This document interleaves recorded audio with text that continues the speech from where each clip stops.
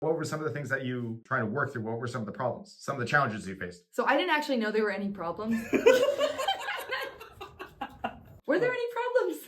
Yeah, well, it was a bloody nightmare because you had 16 musicians with a console with barely 24 channels. It was not a venue that could host anything of that size to begin with. Gear was not enough. We didn't have enough lines on stage, and yeah, so I was honestly firstly perplexed by the choice of the venue because it didn't have enough in-house tech to host this. And I chose it because it was pretty.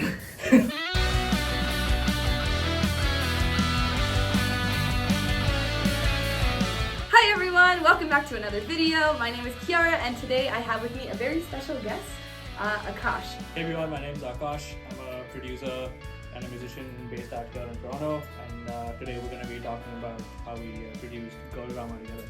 Alright? Let's get into it. All right, Kira. So take us through how you two met.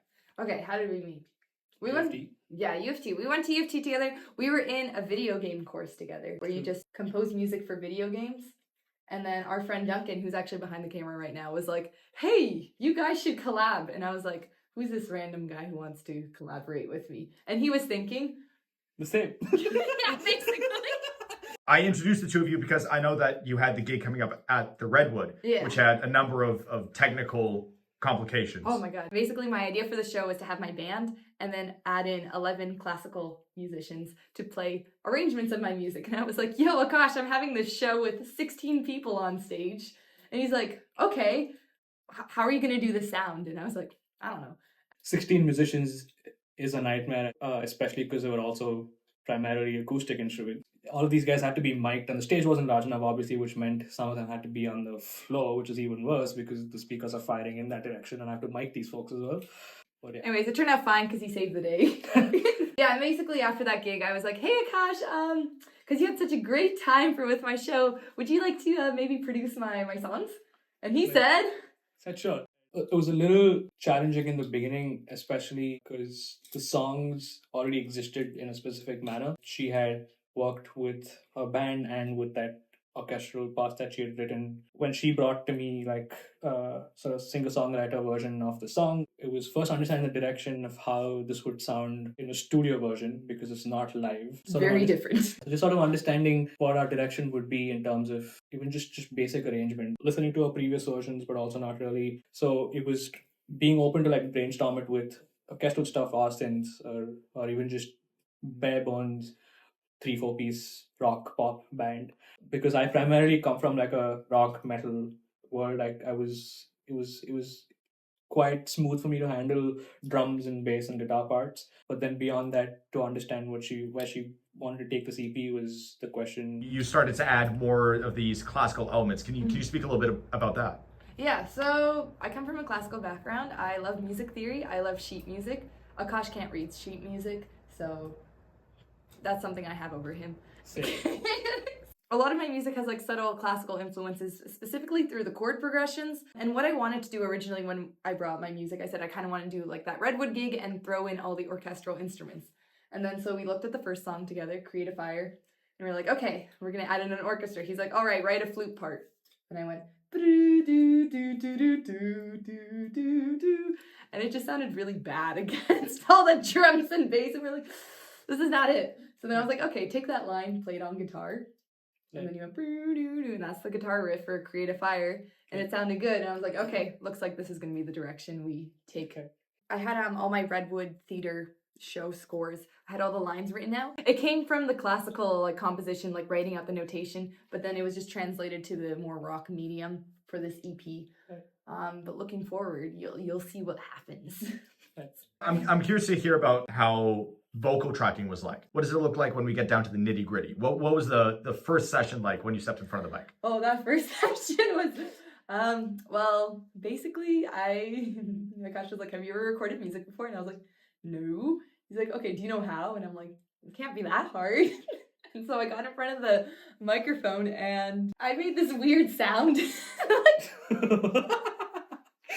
And I recorded Create a Fire with a very nasal tone. I create a fire and you run into me. Still gives me nightmares, dude. It was really bad. We dubbed it the redneck sound to make sure that I would never recreate it. and I recorded Creative Fire. Aakash was like, that was good. That was good. We recorded My Reality. He was like, it's still good. It's still good. And then the third song, Hunt Me Down, I think, he was like, why don't you just like try singing a little quieter? And then it found the perfect placement. And then we were like, oh crap, this is way better than before. And we had to re-record Creative Fire in My Reality. I could see what the issue was, but it was just really hard to articulate it, especially because she was coming from a sort of classical opera singing to this. So in the classical singing, it's very ooh, ooh, ooh, right? Singing opera. But for pop, it's very hey, hey, instead of hey. I was thinking since it's so forward, it has to be nasally. But no, that wasn't the case. So finding that placement was part of the journey. Yeah, so I think once we figured out what the issue was, we had to re-record the first two songs, and after that, kind of smooth after. Yeah, So what was the hardest song to record on the album? it was My Reality, especially the ending. Don't tell me to go away. I'm locked inside. You're killing me. That high note goes to a D5, which at the time I couldn't sing a D5. The original key of the song before Aakash came in was half a step lower, and he's like, "Oh, we're gonna change the key to go up," and I was like, why? And he said, well, because the low parts are too low for you and it sounds better on guitar. And I was like, okay, that makes sense. And I'm like, so do I have to hit that D5? He's like, yeah, you'll have to hit it, well, at least 3 times. It was way more than 3 times, but Yeah. but yeah. It was really hard and I got really self-conscious. We actually asked Duncan to come into the studio and dance in the other room. Do you remember that? I remember that. Because I was so that. self-conscious of hitting that high note. I was like, Duncan, just dance. Let me just pretend this is live. I'm like, We should insert that video in oh yeah. Look at me and find my face. I'm hanging on to every word. And don't tell me to go away. I'm locked inside. I can't escape. It's okay, it's okay. You got it, you got it. Made me almost go to the D, Duncan. I just won't sing the D today. No, sing it. Sing it? Okay. Are you sure? Yeah, I needed to do it 3 times. What the fuck? Yeah. Okay. Start again. Dude, I have the same haircut. That's crazy. That's crazy. But now I can hit a D5 and I can do it live and it's really exciting. And now I'm working on that E flat. So you feel that you've progressed as a musician, that Yes. you know this is some milestone in your journey. Yeah, definitely. Yeah, oh, big time. Many milestones here. But for vocally, it was hitting that D5 on My Reality. I also think My Reality is just the most cinematic song. We went with like the lows and the highs, and I think the production on that one is a particular standout. Aakash, really quickly, tell me about some of the intricacies, the challenges, the excitement of recording in a studio like the EMS. What's it like to be manning the console there? Like, especially when you're in the pre-production session, just trying to figure out your arrangement and instrumentation. It's like endless possibilities of everything from like what choices of instruments, what choices of drum kits that you could really nitpick, like the availability of all the synthesizers at the studio, potential different mics to choose from to record vocals on. And for me, that's like the most enjoyable session, not necessarily the editing as much because it's a lot more grunt work. So yeah, it's just the endless possibility that really keeps me going. And obviously the mix session too, because once I have all of these final takes of all of these instruments together, to be actually able to mix them and hear quality of the recordings on these giant Gen X just makes me not want to leave the studio. But yeah. Cool. So this collaboration between you two has resulted in, for you, Kiara, a lot of personal growth and a lot of professional growth. Aakash has given you an opportunity to work with an artist like Kiara, to take a step outside of your comfort zone, perhaps, because you normally work with metal, right? Yeah. And that's your wheelhouse. Right. What gets you excited to be in the studio? Kiara, let's start with you. Make my music come to life with someone as skilled and epic as Aakash. Seeing like what we could do together and the process of leading into that final product, putting in all the different colorful synths and just bouncing creative ideas off each other. That makes me really excited. And then just being so rewarded by the final product also gives that extra push to like make me feel amazing. Not the same thing, yeah. The access to all of these synths and these instruments that I could just reach out to, and having this palette up and ready, and not sometimes too, where you could have happy accidents and that leads to something awesome. So stuff like that, and just seeing all of these layers come through together to create palette that we want. Yeah, that's the most fun part. Yeah. Okay, now we're gonna do some fun questions. Okay. Which Aakash doesn't want to do, but So, I do. Okay, for Kiara, If girl drama was an animal, what animal would it be? I've got a different one for you. Don't worry. Don't worry. I want to say something either like a cat or like a raccoon. Oof. You know, because okay, raccoons, they're cute on the outside, but you get close to them, they scratch your eyes out, and then you don't like them. Okay. She's trying to say she's a raccoon, so stay the fuck away. Yeah. Okay, Aakash, if this EP was a microphone, which microphone would it be? Was a microphone? Yeah. I can tell you the microphone we used on it. Nah. See, that would presuppose that I care about that. Oh. But I don't give a shit. I want you to tell me what kind of microphone this album is. All right. But what microphone did you use? We did use for the vocals. We used the U87. What mic Gives the vibe. Because this EP was a lot very spacey. I'd say 2 royal microphones, the 1-to-1s, because it has a little bit of warmth, but it also has because I use it on the guitars. That's why. Wait, I want to change my answer.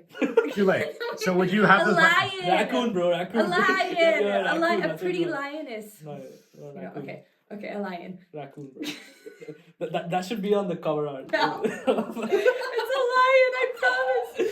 Yeah, I'll take another photo of a raccoon for you. No. What was the worst take that happened in the studio? I probably had many of them. I guess.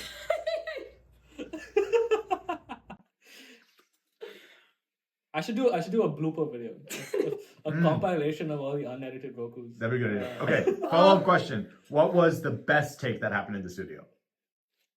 Probably my reality hitting the Yeah. D5. In tune. One of them got in tune. One that was in tune. Centers in tune, the rest are detuned. Yeah. All right, here's a question. Akash, how many times did you pull up the tuner? Let's skip this question. Okay, next question. Question for Kiara. What was your favorite part about being in the studio? Did we already go with this? I said, what gets you excited to be? What was Isn't it the same thing? Man, shut the fuck up. I'm doing my best here. You're paying me nothing to come up with these awful ass questions. I'm just here, bro.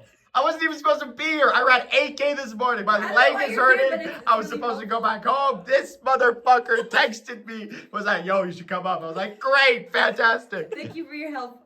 You're welcome. Okay, ask me another question. What color is your hair? It's blonde. Fantastic. Next question. Girl drama is blonde. Girl drama was raccoon colors, dude. No, it's What are the next steps? What does Girl Drama 2 have in store for the fans? What can we get excited about? So we actually just finished the next EP. Quite a bit of a contrast. It's more in the direction of rose tinted frames. Stream it. It has this like shoegaze, more ballad vibe to it, and it leans more into the classical training I have. We look at more orchestral instrumentations, and I think it's just musically denser and more creative. It's kind of, we're basically seeing like, what can we do with my music? Which directions, which boundaries can we push? That's how I feel about it. Right. I think sort of difference in the advantage that we have with the second EP too is that it was not necessarily set in stone as opposed to like the previous EP, and it's not something I had worked on or heard before, which meant that we had a lot of room to like experiment. Like she said, this one has a lot more orchestral stuff as opposed to the first one. It's more cinematic, it's more ballad. Yeah, so we're done with all of the pre-production and recording. The only thing that's left is the mix, and yeah. Watch out for late August. Since you made it to the end of the video, actually, should we name drop the EP? I don't know. The name of the next EP, which is not going to be revealed for another year, unless you watch the end of this video. It's called When You Reach Me. Raccoon 2.0. Yeah, basically. Thank you so much for watching. Please like and subscribe. You can follow Aakash. I mean, he's all over my Instagram. And you can follow Duncan too. True, it's 2 years. Thank you. Bye-bye. See you. Hi, everyone. Today we're going to be talking about girl drama. My name is Kiara, and I'm joined by Mr. Aakash over here. Don't call me Mr. Aakash. What the fuck? Hello everyone, my name's Kiara Urban. Welcome back to the video. Okay. I have with me today a very special guest, Okay. my producer Aakash. Okay. Aakash, you want to give a quick introduction? Oh, that's a good point. Okay. Hello, everyone. I'm Kiara. I'm Kiara Urban. Do it again. Hey everyone, my name's Aakash. I'm a singer-songwriter. I'm not a singer-songwriter. What the fuck am I? I'm not a